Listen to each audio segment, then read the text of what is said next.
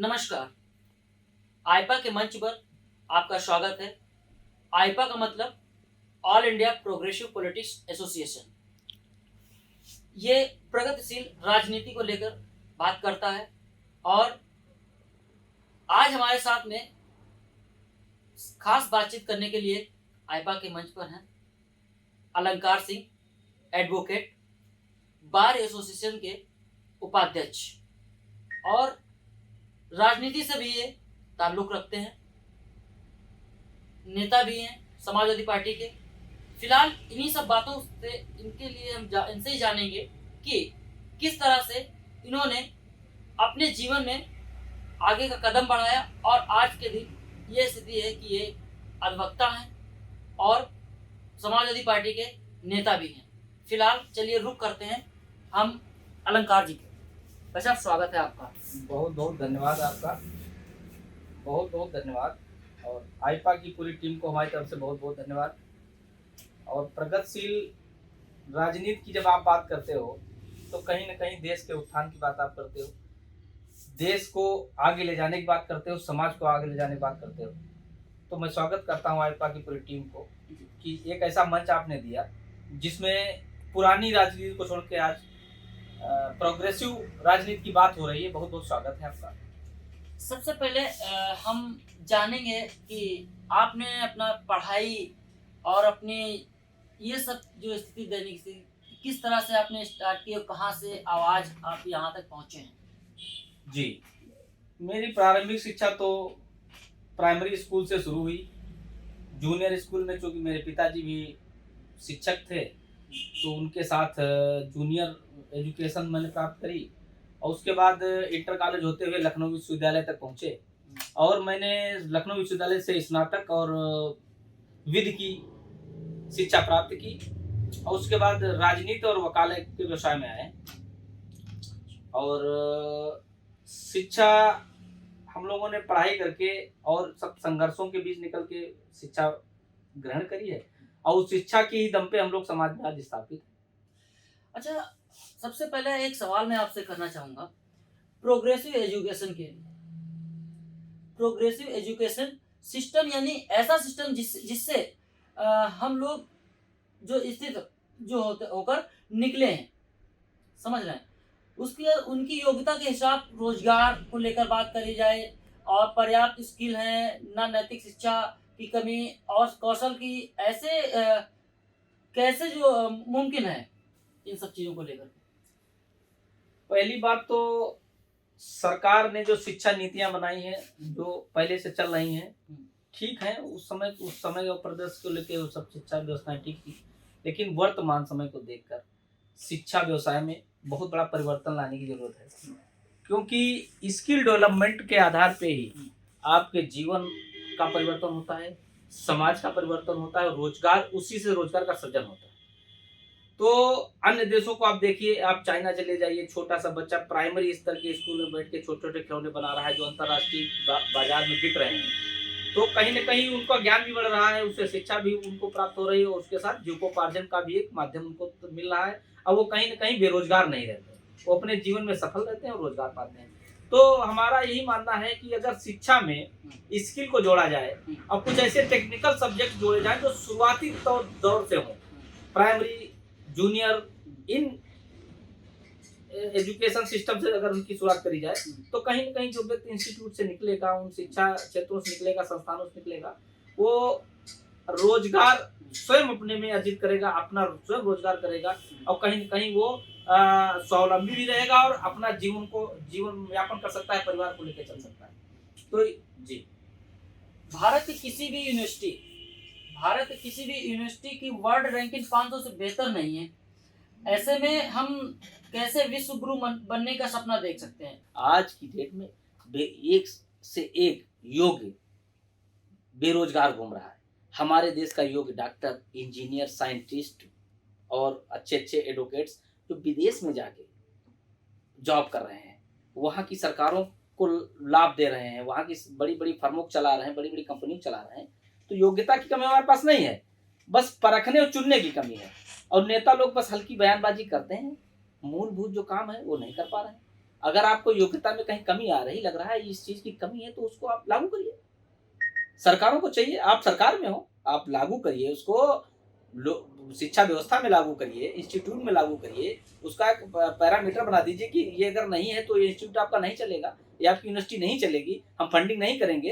तो कहीं ना कहीं वो उदासीन है लेके। और जब बेरोजगारी की बात आती है तो रोजगार तो दे नहीं पा रहे हैं। बेरोजगारी के मुद्दे पे आके बेरोजगारी का मुद्दा किनारे कर देते हैं, योग्यता पे सवाल उठाते हैं। आप पूरे देश की योग्यता पे सवाल उठा रहे हो, कहीं ना कहीं उसी समाज से निकल के आप भी आए हो। तो पहले अपने गिरेबान में देखो आपके अंदर कितनी योग्यता है। अगर आप पूरे देश में योग्य है ही नहीं कोई, तो आप इस पद पे बैठे हो तो आपके अंदर क्या योग्यता है। तो कहीं ना कहीं ये सरकारें उस दिशा में काम नहीं कर पा रही जिस दिशा में काम करना चाहिए। तो उनका बयान हमारे समझ से बाहर है। भारत सरकार में संस्थान शिक्षण पर ध्यान देती है, लेकिन प्लेसमेंट पर नहीं। क्या यही भारत वास्तव में समस्या है? मैंने शुरू में भी यही बात कही कि बेसिक समस्या यही है। आप पुराने सिलेबस को वही हिस्ट्री पढ़ा रहे हो, वही ज्योग्राफी पढ़ा रहे हो, वही इंग्लिश पढ़ा रहे हो। जो वास्तव में दिनचर्या की चीजें हैं, जीवन जिनसे ओतप्रोत है, जिनसे आगे आने वाला भविष्य आपका सुरक्षित रहेगा, वो स्किल डेवलपमेंट चीजें, वो छोटी छोटे लैब, आपको कारखाने, इस तरीके कुछ चीजें आपको शुरू करना चाहिए। जिससे कुछ नहीं, अगर आप रोजगार सरकार नहीं दे पाए तो व्यक्ति को व्यक्तिगत रोजगार से जुड़ना चाहिए, व्यक्तिगत रोजगार कर सके तो ऐसा सरकार को व्यवस्था जोड़नी चाहिए। शिक्षा प्रणाली में ऐसे सुधार लाने चाहिए जिससे स्किल डेवलपमेंट हो और स्वावलंबी स्वयं व्यक्ति बने। रिसर्च आधारित जेएनयू जैसे विश्वविद्यालय देश में बहुत कम है और इसकी भी विश्व रैंकिंग अच्छी नहीं है। ऐसे में शिक्षा के क्षेत्र में हम बदलाव की उम्मीद कैसे करें? शिक्षा के क्षेत्र में बदलाव तो तभी संभव है जब राजनीति में पढ़े लिखे अच्छे लोग जाएं, जिनके अंदर वो सोच हो कि राजनीति में जो हम परिवर्तन लाएंगे तभी समाज का परिवर्तन होगा, तभी हमारा आने वाली पीढ़ी में परिवर्तन होगा और सब रोजगार पाएंगे। और खाली बयानबाजी करके और अपने का पल्ला झाड़ लेना, ये कहीं ना कहीं देश को पीछे ले जाता है, समाज को पीछे ले जाता है। तो इसलिए हम तो यही कहेंगे कि शिक्षा प्रणाली में सुधार हो। जो राजनीति में बैठे उच्च स्तरीय लोग बयानबाजी करते हैं, उनको बयानबाजी पे न करके काम पे ध्यान देना चाहिए। और कम से कम कुछ ऐसी व्यवस्था बाहर से सीख के ले आए जिससे हमारा समाज आगे डेवलपमेंट में बढ़े, स्किल में बढ़े और उससे उसका अपना रोजगार प्राप्त हो। भारत में शिक्षा व्यवस्था को लेकर बात करी जाए तो उस पर अपनी सलाह आप क्या देना चाहेंगे? शिक्षा व्यवस्था को लेकर हमारी सलाह यही है कि आज के समय में प्रत्येक व्यक्ति जो प्राइमरी एजुकेशन से अपने बच्चे को शुरू करता है, इतनी महंगी शिक्षा हो गई है। पहली बात तो हमारा मानना यह है कि जो ये शिक्षा का व्यवसायीकरण हो रहा है, सबसे बड़ा मुद्दा है आज भारत देश में व्यवसायीकरण। बड़े बड़े इंस्टीट्यूट सरकारी बंद पड़े हैं जिनमें केवल कर्मचारी पैसा ले रहा है, कोई काम नहीं हो रहा है। एक प्राइमरी स्कूल छोटा सा मान लें तो 7-8 टीचर रहते हैं। एक महीने का उनका बजट 20 से 25-30 लाख जाता है, एक महीने बजट। और वो 10 बच्चे भी पढ़ा के ठीक ठाक नहीं कर पाते हैं जो जिला स्तर पे वो टॉप करें। और जो प्राइवेट स्कूल हैं उस वहाँ मास्टरों की फीस है 10,000-15,000 और वहाँ के बच्चे टॉप करते हैं। तो कहीं ना कहीं सरकारों में और शिक्षा प्रणाली में अव्यवस्था जरूर है। तो पहली बात तो ये जो शिक्षा का व्यवसायीकरण है इस पे कराया जाए। और हमारी एक सरकारों से मांग है, जो भी सरकार है, कि जो प्राइवेट स्कूल है और सरकारी स्कूल है सबको सरकार हायर करे। प्राइवेट स्कूल जो है इनको सरकार हायर कर ले, उनकी व्यवस्था वही चलने दे, अपनी फंडिंग करे और जो व्यवस्था प्राइवेट स्कूलों में लागू है वही सरकारी स्कूलों में लागू कराएं और सबको इक्वल करें। ये तो आईपा के मंच पर आप आए और अपनी बात रखी। ऐसे में भारत के लोगों को आप हमारे आईपा के मंच के द्वारा आप कोई संदेश देना चाहेंगे? हमारा एक संदेश है कि आईपा के माध्यम से कि पॉलिटिक्स जो है देश में सर्वोपरि। अगर पॉलिटिक्स में पढ़े लिखे लोग किसी न किसी अच्छी फील्ड से लोग नहीं है तो उनको मत चुने। विधानसभा, लोकसभा, राज्यसभा बेचने का काम न करें, क्योंकि वही देश की दिशा और दशा का निर्धारण करते हैं। जो कानून वहां से पारित हो जाता है वही देश में लागू होता है, वही हम लोग उसी के अनुरूप कार्य करते हैं, पूरी व्यवस्था उसी के अनुरूप कार्य करती है। तो हमारा यही निवेदन है कि पहली बात तो शिक्षा लागू हो जाए, राजनीति में जो प्रत्याशी आ रहे हैं उनका क्वालिफिकेशन हो जाए, और छोटा सा एक एग्जाम जैसे टीटी एक छोटा सा एग्जाम हो जाता है मास्टर, हाँ, जब बच्चे को कक्षा 1 में पढ़ाने जाता है उसका टीटी एग्जाम होता है, हाँ, और जो देश को चलाने जा रहा है हाँ, उसका कोई एग्जाम नहीं, क्वालिफिकेशन नहीं, सही कोई योग्यता नहीं। सही है। तो लेकिन नेताओं की अगर बात करी जाए तो नेताएं तो बहुत ऐसे ऐसे होते हैं कि हाई स्कूल भी कुछ नेता हाई स्कूल कर लिए तो वो आज विधायक बन गए।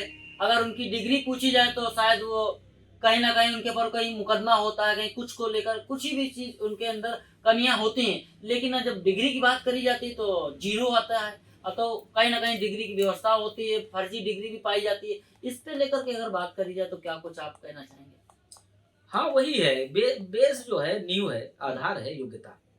और मैं हमेशा से यही सोचता हूँ, राजनीति में मैं चिंतन मनन करता हूँ, तो मैं सोचता हूँ राजनीति में जब तक पढ़े लिखे लोग नहीं आएंगे तब तक ये दशा बदलने वाली नहीं है, क्योंकि बहुत कम योग्य व्यक्ति ऊपर बैठ के और ऐसी बात करता है जिसका कोई मतलब नहीं, समाज को अयोग्य कह देता है, जगह कहता है सब खाली पड़ी है। तो इस तरीके से व्यवस्था नहीं बदलने वाली है। योग्य लोग जब वहां जाएंगे, योग्य लोग जब हमारे समाज का के लिए कानून बनाएंगे तो कहीं ना कहीं समाज की दिशा बदलेगी और योग्यता दिखेगी और डेवलपमेंट भी होगा।